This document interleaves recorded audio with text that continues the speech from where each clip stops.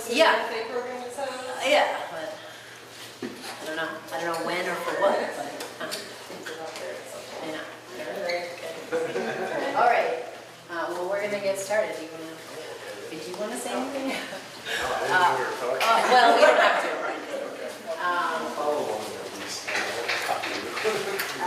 Yeah, I don't really have a script here, but hi everybody. So come on in.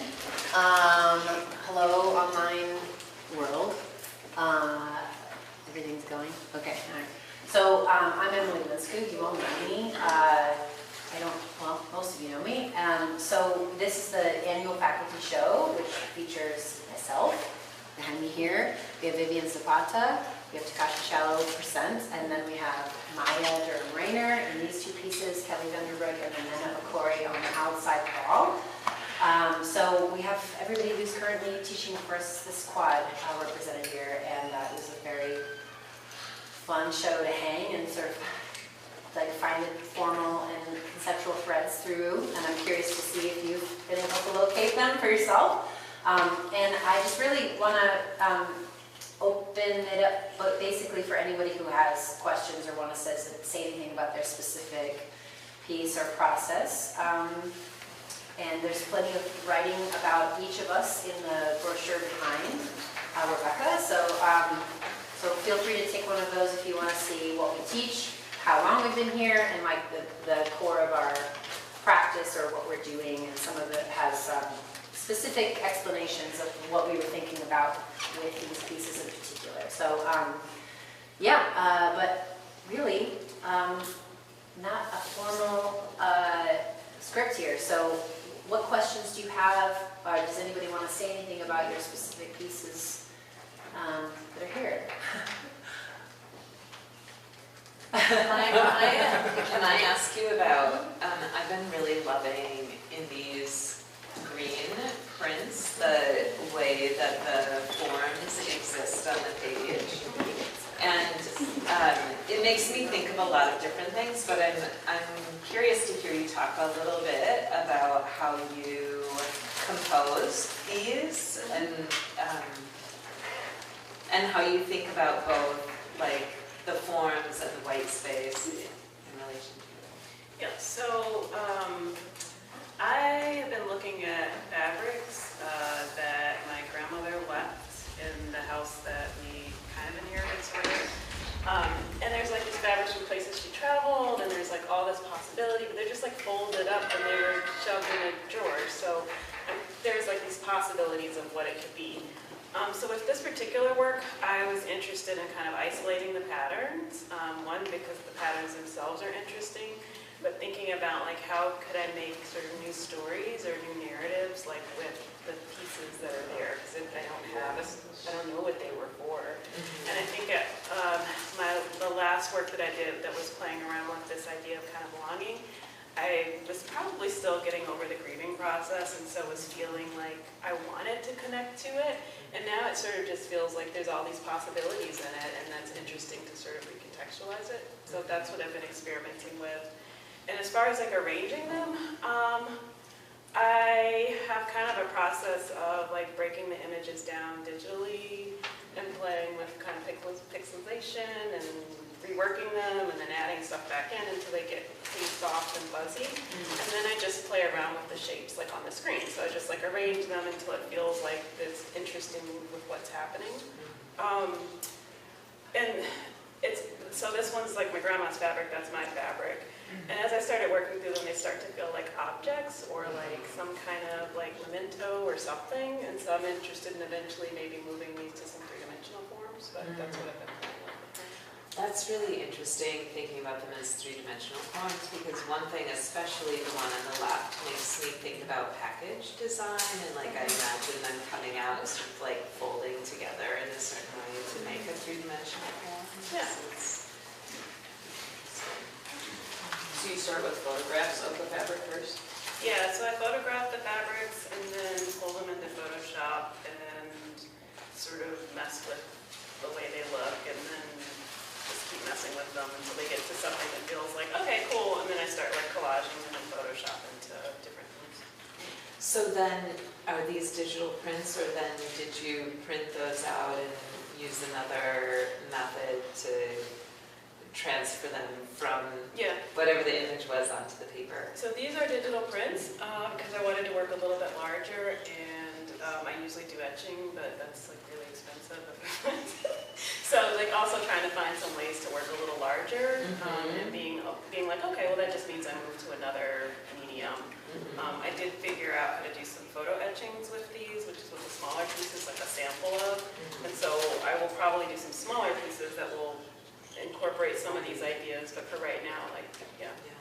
They really have the same kind of surface quality of the photo etching, so it's really interesting to me that you are able to maintain that. Like, where, I mean, you've talked about this before, the sort of base, or the sort of like easiest way of making digital images is often like slick and smooth and crisp, and so like that that sort of working with layers and textures, and it ends up becoming so like tactile.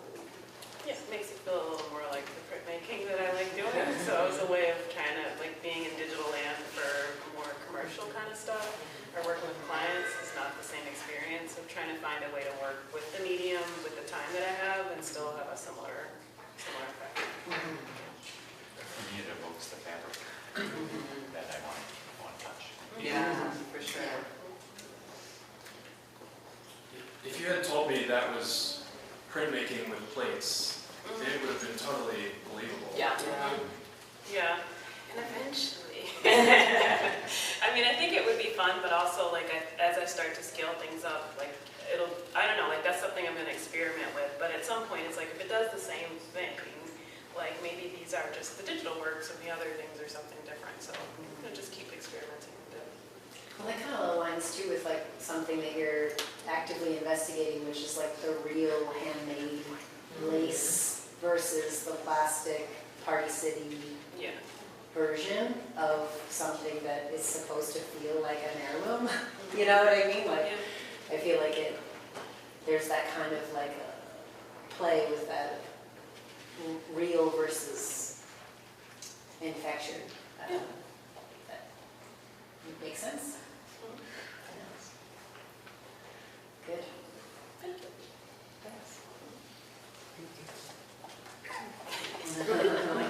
Slide back into it. So, one of the things that like I noticed a lot just putting the show together was just everything sort of had these threads of like accumulation and stacking and layering, whether that's materials or like time or like, yeah, sort of like a collapse of time and yeah, so that for me kind of stood out to everything, sort of like it stood out with everything, and how it was combining was just these themes of stacking and layering and time travel and all of it. So yeah, so it's fun. I don't know. Do you want to say anything, or either of you? Or any questions? Well, one thing I was going to say about this one that I'm just noticing that I didn't notice when I was in here before, but sort of having a little distance from it, like the piece on the left, I told you when I first saw it, I thought you had like glued the original card to the paper, that it was like I didn't realize it was a drawing right away. Mm-hmm. And the more I'm looking at this one on the right, the more I'm loving the cast shadow from the bottom of the stack onto the grid. Yeah. That seems to come down and then somehow reflect the cast shadow of the actual paper Yes. onto the surface. It's so fun to look at that. Good. I just had to tell you that because I hadn't noticed it before when I was looking at these, and I like the way it feels like it's playing with a kind of trompe-l'oeil space and actual space in interesting Right. ways. Yeah. Yeah. So that's good, because that's why I put them this way. Is to sort of stack actually like create a stack in terms of how they're framed to kind of make it seem like it's coming up in layers out of the frame, so. Yeah. Yeah, but I mean, to me, the illusion, that, like, the success of the illusion isn't the biggest priority, but like, it is,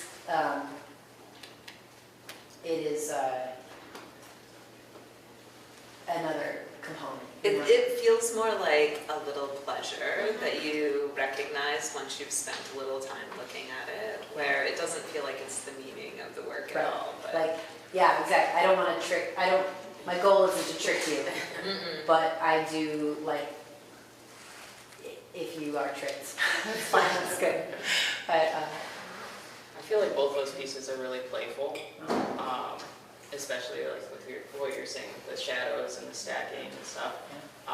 In fact, when you pulled that one out to show us about framing, yeah, I thought that it was a pile of multiple pieces. right. And yeah, just I think the medium too, it just feels very playful. Yeah, like almost like a prop comic, just being all this stuff that's melted together. Yeah, that's good. I like the contrast of the more clinical frame with the more quality of hand and actual works. It's a nice balance. Oh, that's good. Good.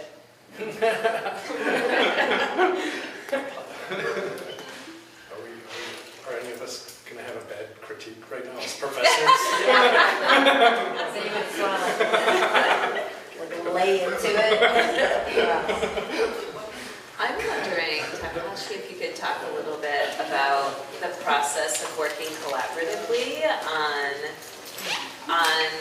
things like this. I think that could be really interesting because it's not, it's not necessarily a method that all the students are working with, and so I think that could be interesting for them to hear about. Yeah, totally happy to share.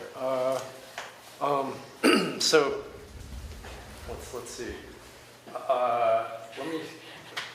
I'll start at the beginning. So I came into art skeptical of minimalism, and then when I was TAing with Theaster Gates, I asked him what he thinks about when he goes to see a painting and it's just like 7 dots, and then he said it depends on how the dots got there. And then after that, I think I made a new goal for myself to see how much culture I could bring out of the littlest amount of things possible.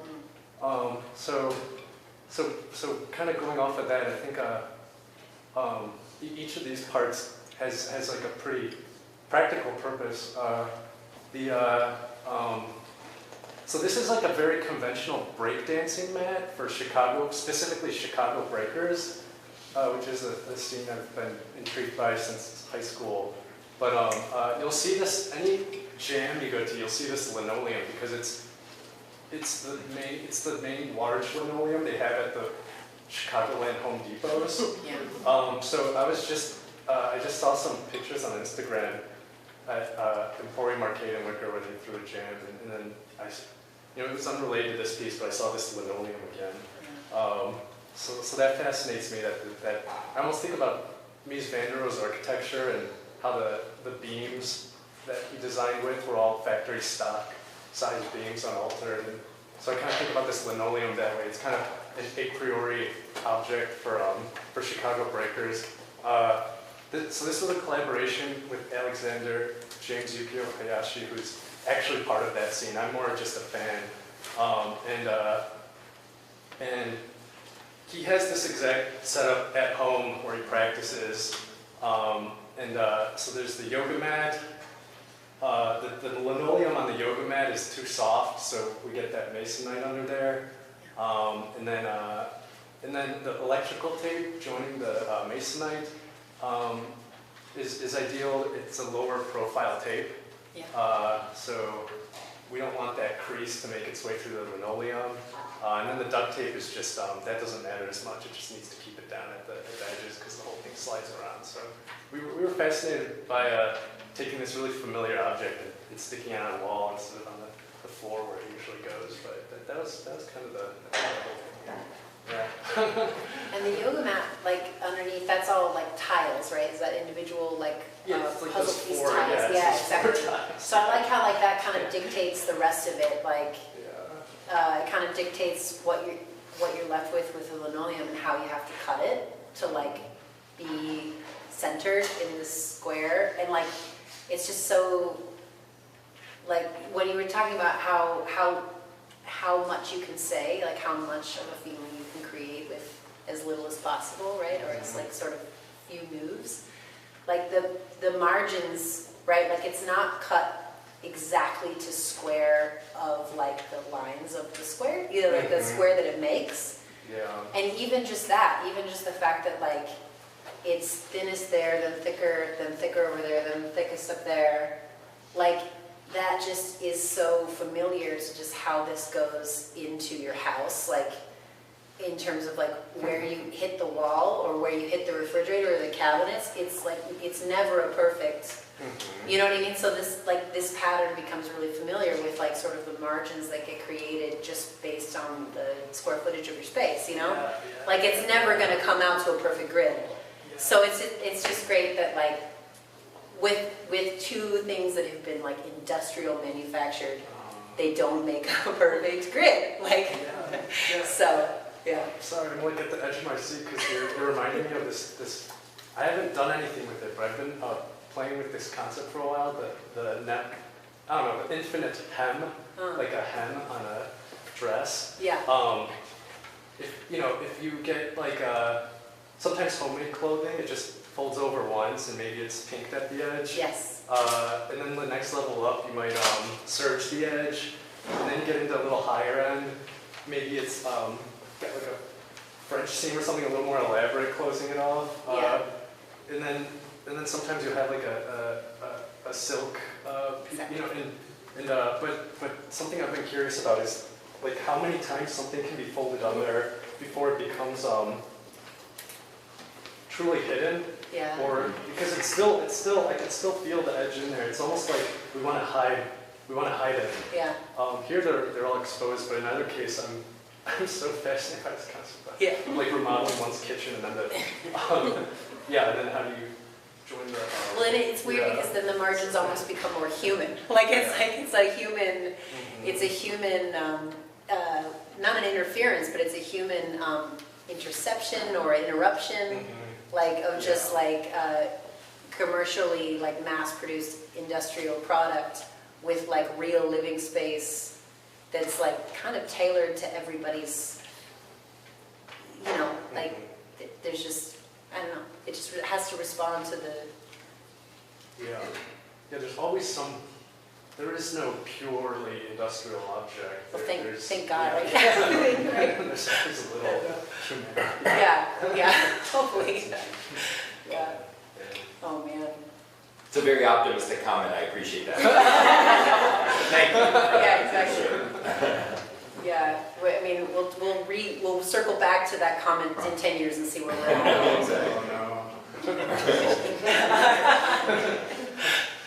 So, well, good. I mean, Kelly, do you want to say anything about your painting? You haven't really talked yet, but I can also say, you want me to set you up and then just knock it out of the park? Well, maybe I'll just say one thing about this painting is,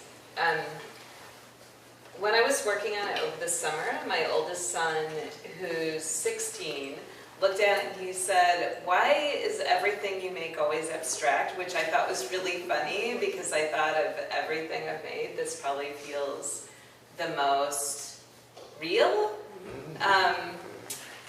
But it is fabricated, like it has sources that are real things, but it feels so incredibly real to me too. So anyway, I was just interested in like trying to bring to the surface of the painting, the kind of life and energy that I felt was implicit in the forms that I was working with in these various photographs. So I think it meant like you can't make a straight image that captures that, I don't think. Anyway, Yeah. so that's what I was thinking. How did you answer your son?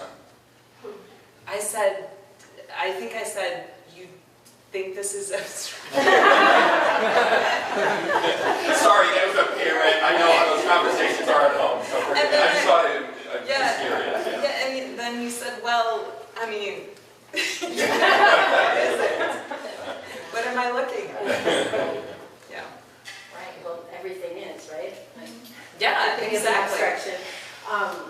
That's funny because your son, in a faculty show like 10 years ago, I had an abstract image, and I remember he said, well, that's a ladder down to the nut that's at the bottom, because you're gonna need a ladder, how else are you gonna get your nut? And I was like, so, Was that my older son or my younger son? I That can't sounds more like my remember. younger son. Oh, wait, so this was your older son? Yeah. That makes a lot of sense, okay?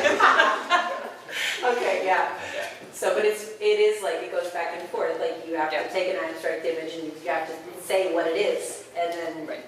you have to, in your, Well, and it always comes from somewhere, right? No matter what, right? yeah. Form always comes from something. So. Yeah, it was great to play around with like where yours was gonna go and compare it to Nena's, because they're doing so much of the same thing, but with completely different starting points Yeah. and ending points, and like, but they're both concerned so much with like, what is our environment and what's our role here and what are we doing and Yeah. what is it trying to tell us, you know? Yeah. And, yeah, so, It's more of an observation, but having seen a lot of work, there's so much density in this. yeah. So I find myself standing and spending more time in specific moments. Mm-hmm. And is that something that you were drawn to, or is it more Yeah. part of the process? I think the density is the thing I'm not sure it's done, because I really wanted every square inch to be sort of feel like it was too much to look at, you know?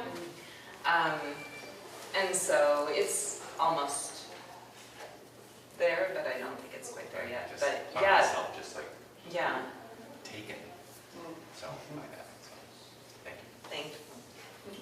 When you were working on these and maybe some other paintings, I remember talking to you about them and trying to find this language to express the confrontational quality of the painting, like it's confronting the viewer in an aggressive kind of way. And as I was looking at this, I thought of two like pop culture references that made me think about that. One is the Letters from the Big Man, that Sasquatch movie we love so much, where the character Sarah says at one point, like, the forest isn't fragile. Like Nature doesn't need us. Nature doesn't need us. And so kind of like, I feel like in terms of the climate conversation, especially in contrast to the idea about the manufactured things and always having a human like imperfection, I feel like this captures some of that, like that nature doesn't need us, the forest isn't fragile. And then the other thing I thought is that it really has like a Last of Us vibe. Where I'm like, I feel like those things are gonna come out of the painting and like go in my nose. And Oh no! but like in a really good kind of, In the best of ways. in the best of Yeah. ways. You'll be feeding something. Yeah. Yeah, so I don't know, but those were just like connections that I made. And I love this work so much, and this part up here feels also kind of like a vortex that might be sucking you in, and that's just another kind of energy, I think, that's aggressive and powerful, but also sort of like, I'm drawing you in. Like I don't need you to come to me. Especially with the branches, like just the movement in it, along with all that little detail, it just like keeps you sucked in for so long. drawing you to, you see spots that you feel need to be filled? What's drawing you? Why do you feel that? You mean why do I want Like you said it wasn't finished. I Yeah. want it really dense. Yeah. I think because Explain. like an example of like, of what I'm thinking about would be I have these two photographs. One is of some dead branches covered in this moss, and also I think it has some witch's hair lichen on it from the UP, and then this is actually a stump from my parents' yard. And I've just had these photographs of them, not quite sure what I wanted to do for a long time, but the reason why I took them both was because my sense of the surfaces was how infinite they felt when you looked at them, right? Like there's so much happening on the surface, so it's like encrusted, right? Everything, but you can't tell in a photograph, right? You can only tell when you're there and you like actually stop and look at it, which is really easy not to do, right? Because it looks like everything else. It's like everything's brown and green.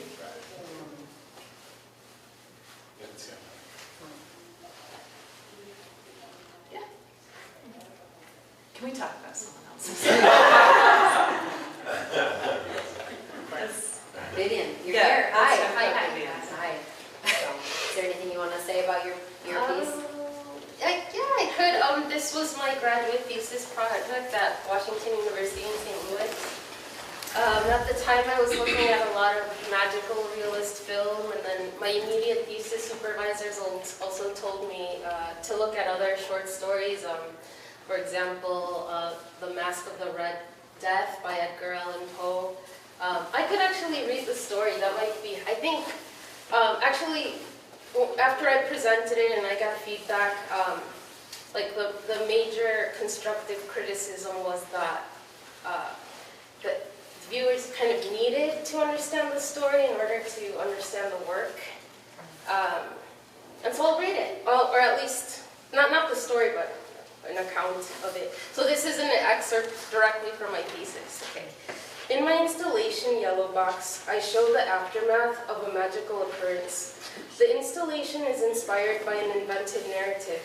In the story, a young woman has a penchant for collecting idealized and kitschy items. Her materialism is difficult to understand, but it is something ironically nurtured by her parents and also her consumer-driven society. She keeps a pet yellow canary in her room. The canary is very intelligent and has magical powers. The teenager and the bird share a special bond that any caring pet owner could understand. The bird is undeniably a part of the family. Every triumphant occasion and every somber moment is felt deeply by the bird. One day, for fateful reasons, the bird escapes the confines of the home. The bird's magical endurance allows it to fly all over the world, and it experiences a loss of innocence as it realizes the current state of the planet. The bird is aghast to find there is not a single forest where it can plant its feet. Additionally, it cannot find another bird in the acidic skies that are now inhabited by supersonic monsters. The dead silence of suburban streets differs from the clamor of chaotic cities. Even worse, the resounding sounds coming from beastly industrial plots make the bird feel as if caught in a nightmare. Tired and sick, the bird returns home. Something strange happens upon the bird's arrival. The bird makes its way back discreetly into the room, but as soon as its feet touch the stand of its cage, it dies, falls, and transforms into a spill that is also the origin of the chameleon-like color change in the room. The bird's preoccupations, its internal knowledge, and its emotional angst flow from its body in a moment of magical catharsis. These waves of emotion travel through the room, activate the furniture, and make palpable the bird's internal conflict. The spiritual energy within the bird that causes the color change in the room is related to the idea of the ether. In Marina Warner's book, Phantasmagoria, she explains that in the 18th century, new discoveries were being made about the consistency of air. People tried to capture electromagnetic fields and light waves on film. In some cases, doctors believed that the lights being captured on camera were physical manifestations of a spirit force or soul. Today, these experiments have no validity, but I certainly relate the idea that the spirit can be manifested physically. After the bird dies, the room is magically different. Everything is yellow, off-kilter, and shaken, as if having been under the influence of an earthquake tremor. And yeah, maybe that's good.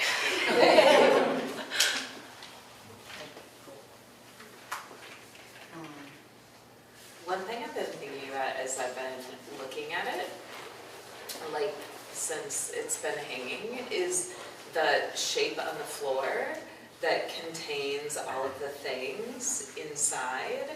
And I've been thinking about how when I first looked at it, I felt like the surface was becoming encrusted and things were growing. But the more I look at it, the more I feel like everything is contained and pushing back and like becoming more and more claustrophobic and like pushed into a corner.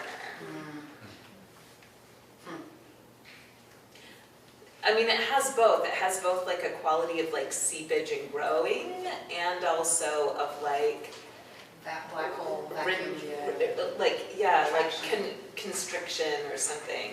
And I'm wondering if you've thought about that a little bit. I mean, that bird splat in the middle is really noticeable too. Like when you stand in front of it and you can see the bottom of the cage, and it's like glitter, right? It's like glitter. Glitter splat, bird splat. It feels like a little death moment of like pushing out, but then there's also so much that feels like it's pushing in. And collapsing in. Yeah. Yeah, well, I remember my advisor, she commented on like the gesture of the circle. She said, I thought that was the very thing we were trying to criticize, like these like kitschy, pretty things that we surround ourselves with, and then we see there's kind of a lot of injustice within the natural sphere. I don't know, I guess the idea is that like nature has like acquires like a collective consciousness, and from my point of view, the circle is kind of an act of recognition around the bird. Like, Oh, the green circle below? yeah, so all the darkish vegetation is supposed to be like foliage coming in, Yeah. seeping in, following the death of the bird. Yeah. Now, with that, is that when you were creating it, was it more so feeling like representative of life, or because looking at it, at least from this distance, it almost feels like that darker area is like poison or like tainted somehow. Exactly, yeah. Yeah. I think it's supposed to be like the sickened, poisoned nature coming in and like taking over this like impeccable, beautiful sphere. Yeah.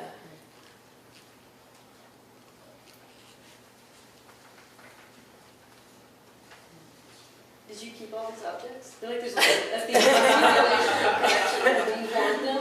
No, I have some.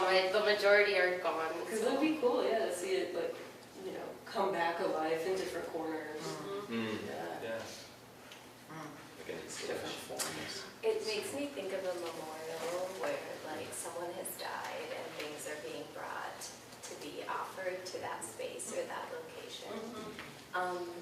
And the image up above like feels like it's a card, like a greeting card that's folding it all in together, like it's about to fold in on itself.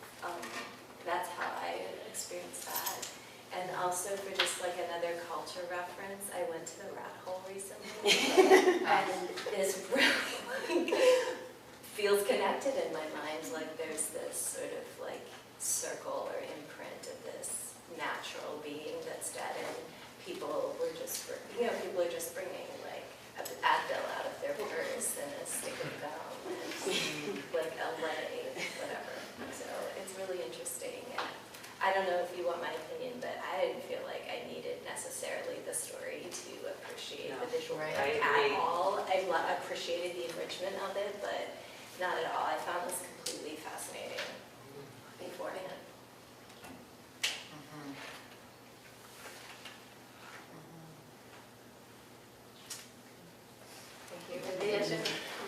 does anybody have any questions, or should we go, after this, we're going right over to the library on the second floor of Brendel. I'll have different snacks. So if you want to find out what those are, you have to go. And anyway, so, but then we just get to celebrate all the scholarship participants over there briefly.